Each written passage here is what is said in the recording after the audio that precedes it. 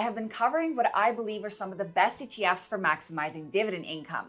But at the same time, I have put out several warnings about certain high-income ETFs that can pose serious risks to investors' portfolios. Unfortunately, these risks are usually hidden, and by the time you notice them, it may already be too late. You see, new high-income ETFs are being launched almost every single month, and nearly all of them are racing towards the same goal, and that is to provide the highest yield possible. Because that number is what gets retail investors to click buy, especially investors who are retired and living off their portfolio. However, you have to be careful. I've always been saying that a fund with a higher dividend yield does not necessarily mean that it is a better ETF. In fact, funds that tend to distribute a very high dividend yield also tend to suffer from NAV erosion.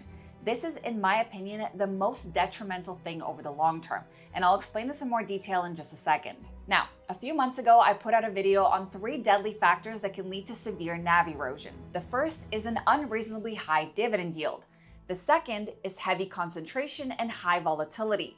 And the third is heavy cap on growth. If a high-income ETF suffers from even one of these, it could lead to long-term NAV erosion. But sometimes there are ETFs that suffer from 2 or even all 3 of these factors, and those can become disastrous over the long term. And unfortunately, they become very hard to recover from. And I'll explain this in more detail as well. Now, I recently discovered a 4th hidden factor with certain high-income ETFs that causes severe NAV decay, and it actually has nothing to do with the 3 factors. It has everything to do with how the fund ties in with specific tax rules with the IRS, and it's something no one is talking about, even though there are quite a few funds that suffer from this, and a lot more than you think, so it is crucial for every investor to understand this before buying into an ETF. So if your focus is on maximizing income generation while preserving the NAV of your portfolio, then definitely stick around until the end because this video is extremely important. To begin, here's the simplest way to understand NAV erosion. These high-income ETFs have 2 components to their total return profile. One is their dividend distributions, and one is their price return.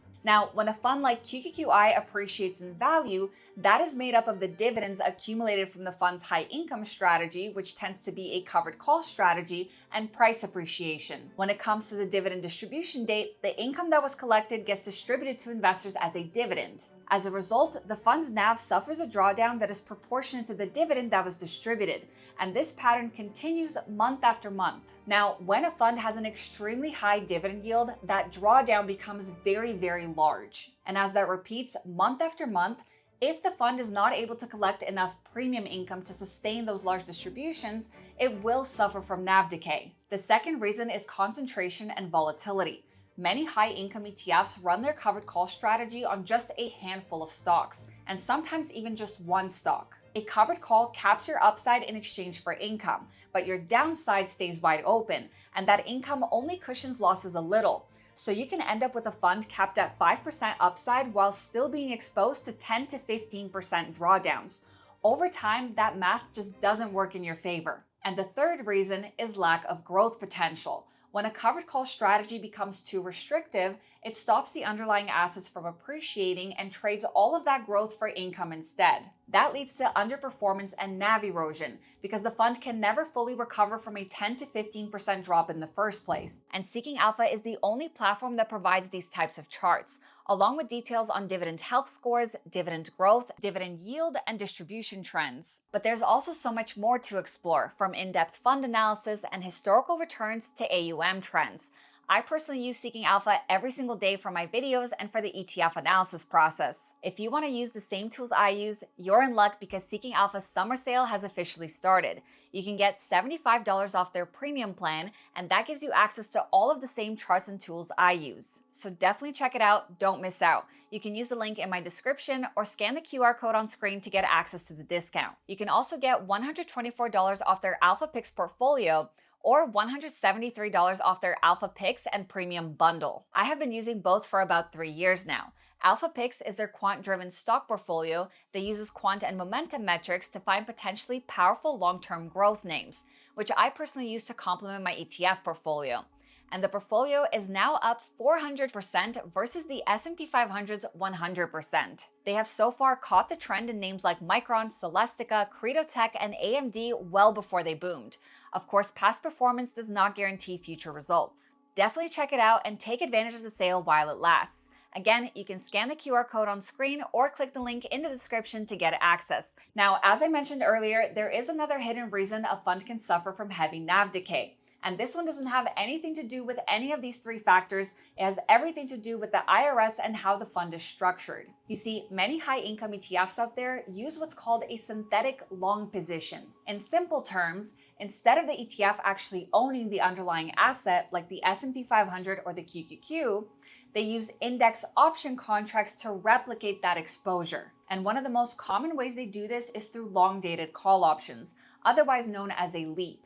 And a LEAP is simply a call option with an expiration date that is 1 to 2 years out and a strike price that is deep in the money, meaning significantly below the current trading price of the index. And without getting too technical, LEAPs have deltas close to 1, and all that means is that the option moves nearly dollar for dollar with the underlying index. So for all practical purposes, it behaves just like owning the asset directly. Just remember that. Now, why do they do this? What's the point? Let's look at an example.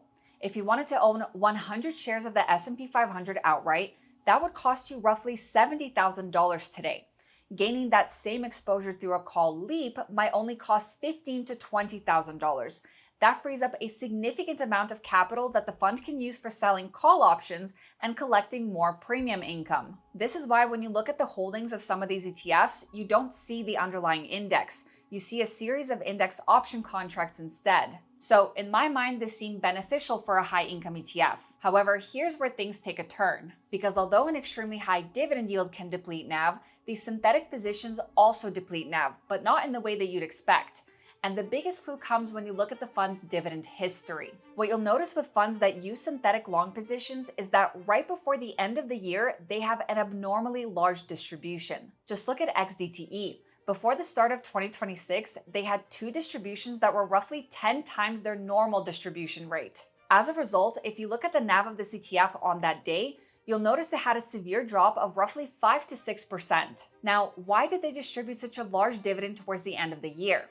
Well, it comes down to one major factor, and that is how synthetic long positions are treated by the IRS. You see, that synthetic long position, the call option on the index, sits inside the fund throughout the year, and it appreciates in value as the underlying index rises. The fund managers never sell it.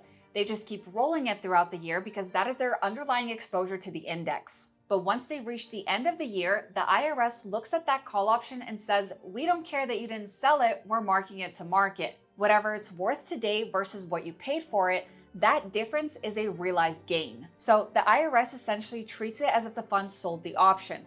Whatever gain that option had is now considered a realized gain. So if that deep in the money call went up by $50 million, the IRS says you made $50 million, even though it was unrealized.